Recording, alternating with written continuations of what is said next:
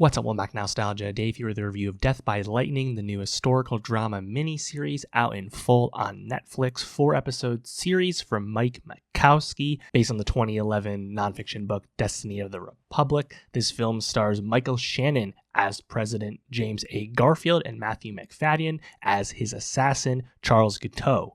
This series from Michael Makowski, probably best known for writing the film Bad Education, the Corey Finley movie with Hugh Jackman from a few years ago.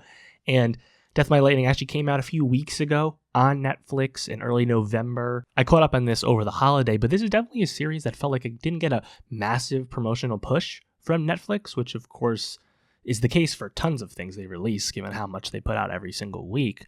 But given the star power with these two leading performers and plenty of other familiar faces in the supporting cast, you would have expected maybe this to be a little more high profile for Netflix. On the other hand, maybe because with Stranger Things coming out, we're in the midst of their awards film, release every single week.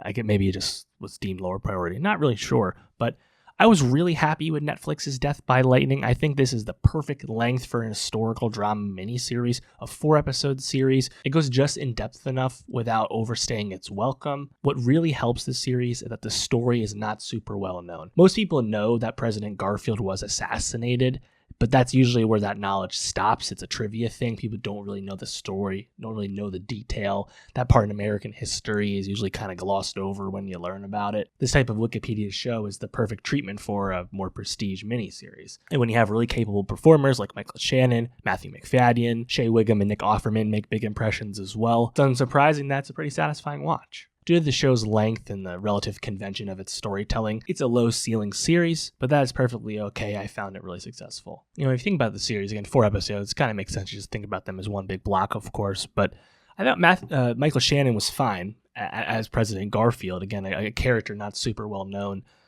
to the average American viewer, right? He's not as famous and as well understood, well studied as the two most famous presidents that have been assassinated, of course, in Lincoln and JFK. That kind of goes without saying. I have a history degree. I've learned plenty about American history in my day. But this post-Civil War period during, Reconstruction, the leaders of our country are never really the focus of that time when you study it. And I think President Garfield, the fact that he was only president for a few months before being killed, only hastens that, right? And it's not like he has the distinction of being the shortest serving president, right? That, of course, was William Henry Harrison, who died after like a month or so, right? So he's just kind of a footnote. And they actually talk about that openly in the show, which I think was one of the stronger scenes. But Michael Shannon, great orator. We just talked about this with his turn in Nuremberg, where he's grandstanding in the trial and doing a great job. This feels kind of easy for him, playing Garfield as a more reserved character with a quiet grace, someone who doesn't want the office that he is basically selected for by his party at the Republican National Convention. And I think that's the best individual scene of the whole series, is that episode 1 scene at the RNC where Garfield gives a really rousing speech in support of one of his colleagues, but actually turns the tide and makes him into a candidate that the whole Republican Party wants to rally behind. And does it condense the time on the show? Yes, I think that event actually took several days, all those votes. They kind of make it feel like it was all one big sitting on the show. Perfectly fine choice.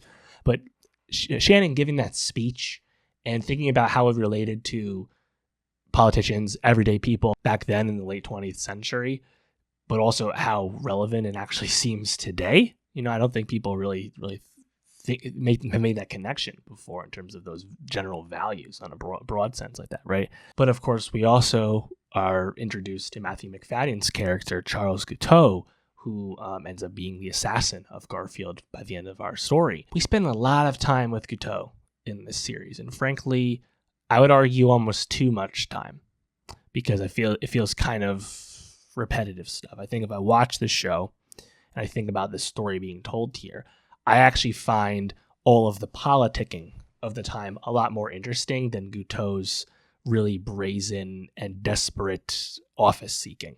There's this party squabbling that we learn about right away. Shea Whigham, powerful congressman, Roscoe Conkling, the leader, the backbone of the New York political machine on the Republican side of things. Think of the antithesis to Boss Tweed, the Democrats, right? His Conkling's right-hand man in a certain sense, Chester A. Arthur, played by Nick Offerman. Bradley Whitford as a colleague and ally of Garfield, playing James Blaine. More of the machine type stuff and how the spoil system used to dominate our politics back then in such a brazen and open way. I find that a lot interesting, and I think while we spend plenty of time with it, I would have liked more time with it and less time with Guiteau, because Guiteau, I think from the very beginning, just comes across as just this delusional fraud, this loser, this sycophant, this opportunist, whatever you want to call him, all of it applies. Matthew Macfadyen, of course we know, excellent at playing this type of character. Look no farther than, of course, Tom Wamsgams on Succession, right? An iconic role. Not that dissimilar energy-wise from what he's doing with Death by Lightning. The biggest winner of a character on the series, it's probably Chester A. Arthur, Nick Offerman's performance as that character starts to evolve and get out from under Conkling's shadows. Shea Whigham, though, really dominates every scene he's in as Conkling just because he has such a brashness and a confidence and a overt way he does his business in a way that's unlike most of his other characters he shares the screen with. So Whigham kind of runs away with the series in a certain respect. But it's satisfying seeing what happens to him, when that vote doesn't go his way. I really liked that. We actually don't see Guiteau's trial. I think that probably would have happened if this was a longer series and they wanted to add that in. The failed insanity defense that his attorneys attempted to use, things like that. Obviously, trials in general, very photogenic, very, ripe for filming. Would have made plenty of sense to show that stuff, but I was actually kind of happy that we just kept it moving and ended the series the way we did. I really like this length here. One noticeable cut, seemingly, due to this brief runtime would be Kyle Soller, who's actually cast as Robert Todd Lincoln, Abraham Lincoln's son, but he's visible on the show a little bit towards the end, but he has no lines, actually. Of course, Kyle Soller, much bigger name now, post-Andor than maybe he was when this was cast. I think he probably was cast after Andor Season 1, but he's actually so good in Season 2 as well. Betty Gilpin plays James A. Garfield's wife. Not the best role overall. I mean, unsurprisingly, a 1800s wife to a politician, doesn't have a ton of agency in her life. Not shocking to learn. I think Gilpin, though, she has a few scenes. Actually, the one at the end when Garfield's dying, one with Guiteau, two with Guiteau, one at the end of this series. Those scenes are really good, show why she's such a great actor. Overall, though, not much of a character, unfortunately. But yeah, I found the show really satisfying just because it's a very well-done version of that Wikipedia-style dramatization series, and because it's telling a story that's not commonly told, the actual details of how Garfield got assassinated. I think it was a really enjoyable watch. Let me know, though, what did you think of Death by Lightning? What did you like most about it? Who was your favorite performer on the miniseries? Let me know. And for more TV reviews, subscribe, and I'll see you next time.